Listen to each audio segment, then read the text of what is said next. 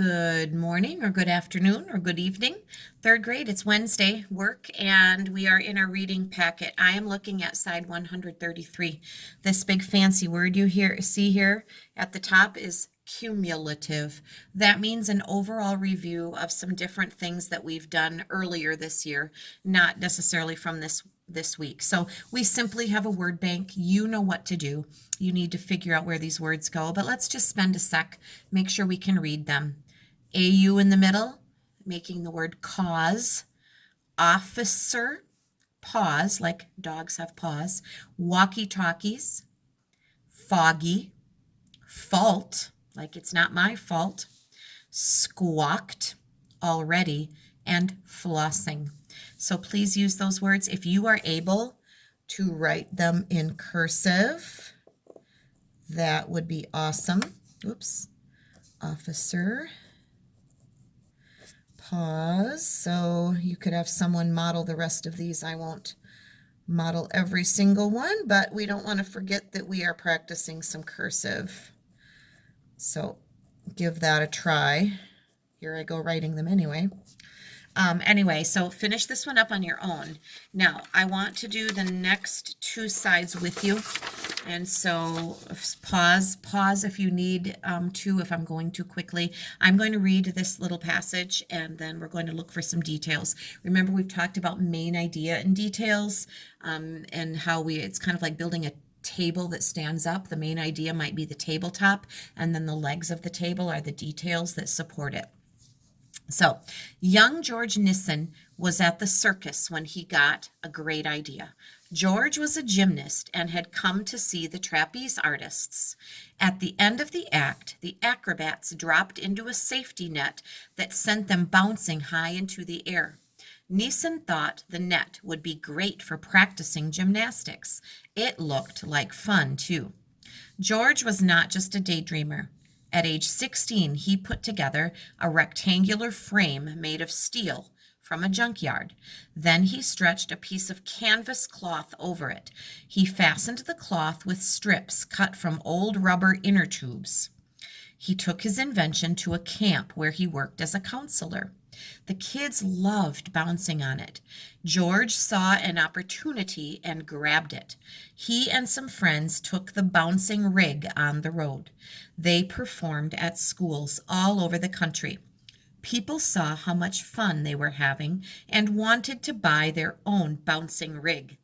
That's when George decided to name his invention. He called it the trampoline. Trampolines are awesome and fun. You can get little trampolines and you can get big trampolines. When I was a young girl, growing up in Radisson, I remember it was a huge old trampoline. I remember it sitting outside of the Boy Scout cabin for some reason. I think that it had belonged to the school and maybe the school wasn't using it anymore. It was a big, huge rectangular trampoline. It wasn't round like the ones you see now. And I remember getting up on it, I think, and jumping, and it was a lot of fun. And so trampolines have been around for a while. They've just changed in form. So, of course, someone had to invent the idea long ago. So, we're going to look for details. What details support the statement George was not just a daydreamer? So, here was that main idea statement. Now, why did they say that and how did they support it? He wasn't just a daydreamer. Well, he actually built a trampoline, then he took it to a camp, and then they took it on the road and performed at school. So, he didn't just have a dream, an idea. He built it, he shared it, then he shared it all over the country. All right. And so that would be why we wouldn't call him just a daydreamer. So those details would be, I think we can say this kind of shortly. He built the first trampoline. I'm just going to tell it like it is here. He built the first trampoline, period. Now, remember, you can stop this anytime you need to catch up. He built the first trampoline. He took it to a camp for the kids.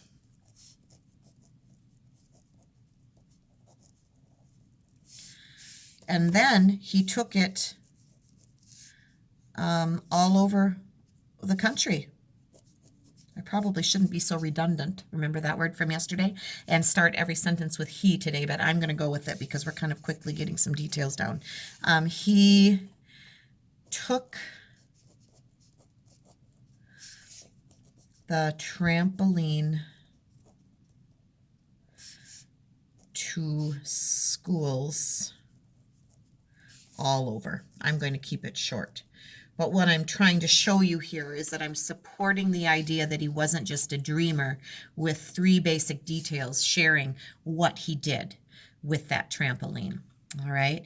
What did George do to make his idea a success? Well, he had this idea, but he actually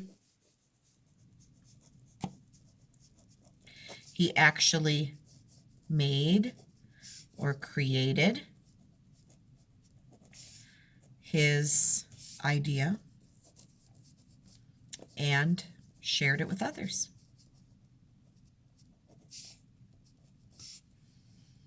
I only shared it with the world, really. We'll say shared it with the country, I guess, but it, I'm sure, has spread worldwide. So when you have an idea, if you keep it to yourself, it may never amount to much, but he actually built what he had in his head. His imagination became reality, and then he shared it. So that's pretty awesome. Pause this, freeze the frame if you need to, and get those thoughts done. But we were supporting our main idea with details, and that's a very important skill for us to work on. We need to talk about subject and object pronouns again. Remember, this is an important grammar skill this week. So now I am on page 135, and we're going to work through this together to make sure that you're understanding it.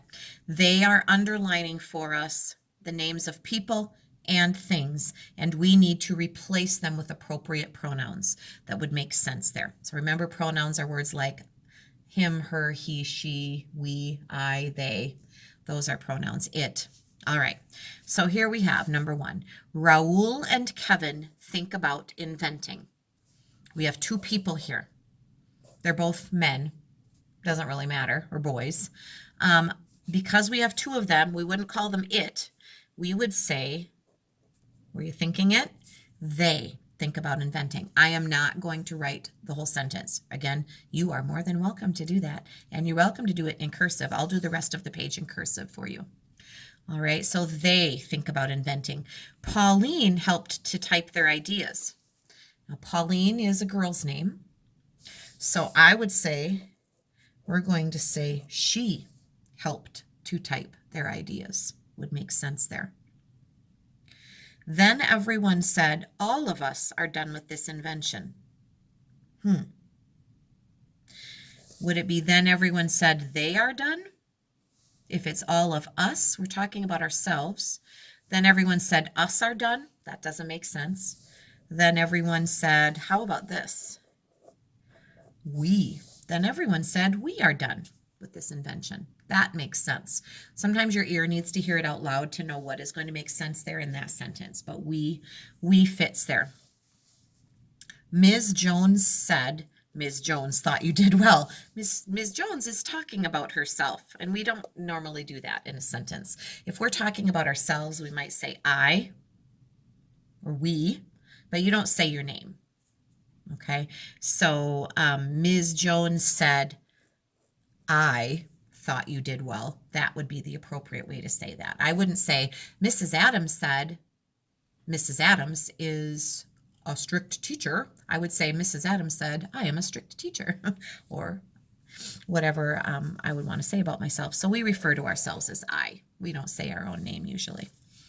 And let's go on. So now we have, those were subject pronouns. Now we're going to move to object pronouns. It changes things up a little bit. Kevin wanted to sell his invention book. It's his invention book. It belongs to him. Kevin wanted to sell it. Make sense to your ear? Number 6, a man outside bought the book for his daughter. A man outside bought the book for it? No. Him? No. How about her? Sound right? A man outside bought the book for her. Makes sense to me. A teacher asked Kevin what he was doing. And Kevin is a boy's name. A teacher asked he what he was doing? No. A teacher asked his? No. A teacher asked him what he was doing. Good.